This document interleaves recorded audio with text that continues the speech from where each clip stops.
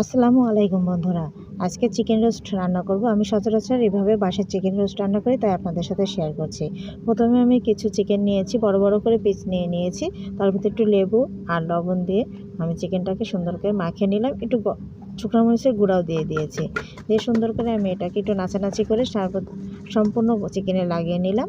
লাগানোর পরে আমি দেখুন বাদাম, টমেটো, বিভিন্ন গোলমরিচ, তারপরে জয়ত্রী, জয়ফল আমি এগুলো আলাদা ব্লেন্ডার করে নেব। এগুলো নিয়ে নিয়েছি। আমি একটি কড়াইয়ে তেল গরম করে নিয়েছি। নিয়ে সুন্দর করে আমি চিকেনগুলো, আমি রোস্টের পিসগুলো আমি সুন্দর করে একটু হালকা ফ্রাই করে নেব। বেশি ফ্রাই করব না, আমি হালকা তেলের উপরে ফ্রাই করে তুলে রাখবো। আমার এগুলো ফ্রাই করা হয়ে গিয়েছে। দেখুন আমি খুব অল্প সময় আমি রেখেছি। আমি এটা ফ্রাই করে রেখে দেবো। এখন বাকি চিকেনগুলোও আমি একে একে ভেজে নেব।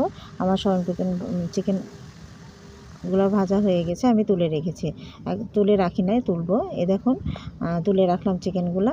আর আমি যে মশলাটা ব্লেন্ড করতে যাব, ওখানে আমি পেঁয়াজ বেরেস্তাও একটু দিয়েছি। এদিকে আমি একটু গরম তেলের পরে সব ধরনের মশলা একটু একটু করে দিয়ে দিয়েছি। তেজপাতা, দারচিনি, এলাচ, লবঙ্গ একটু ভাজার পরে আমি যে মশলাটা ব্লেন্ড করে রেখেছিলাম সেটা দিয়ে দিলাম। আমি এখানে টমেটো দিয়েছি, বাদাম দিয়েছি, জয়ত্রী, জয়ফল দিয়েছি, পেঁয়াজ বেরেস্তাও দিয়েছি। দিয়ে সব একসঙ্গে ব্লেন্ডার করে আমি মশলাটি দিয়ে দিলাম ওই তেলের পরে।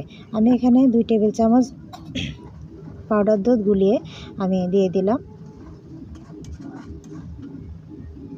তারপরে চিকেনগুলো দিয়ে দিলাম। একটু ফুটে উঠলে আমি চিকেনগুলো দিয়ে সুন্দর করে নেড়েচেড়ে কষিয়ে নেব। এটা আমি একটু ঢেকে ঢেকে কষিয়ে নেব। কিছুক্ষণ পর পর আমি ঢেকে দিয়ে দেখুন কষিয়ে নিয়ে আমার সুন্দর কষানো হয়ে গেছে, সুন্দর মাখা মাখা হয়ে আসছে। এখন আমি এর ভিতরে দিয়ে দেবো গরম পানি। আমি আরও একটু হালকা কষিয়ে নিলাম সামান্য পানি দিয়ে।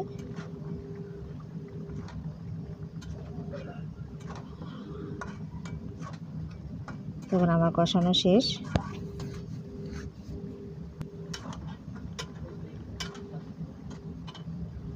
এই যে গরম পানি দিয়ে দিলাম। এখন আমি গরম পানিটা দিয়ে আমি এটা অনেকক্ষণ ফুটাবো। কিছুক্ষণ ফুটে আসলে আমি এখানে দিয়ে দেবো আস্ত কিছু কাঁচামরিচ,